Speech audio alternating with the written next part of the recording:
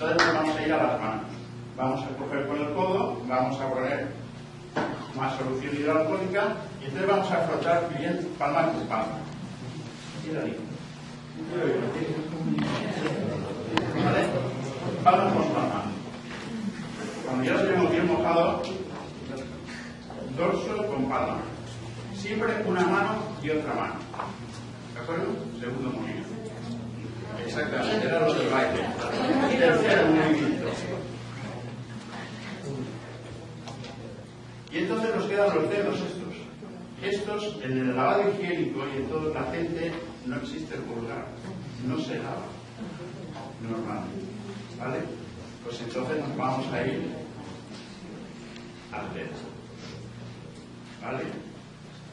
Posteriormente, las uñas. Y luego las uñas. Con lo cual vamos a unirlo todo. Esto se va a hacer durante el minuto y medio.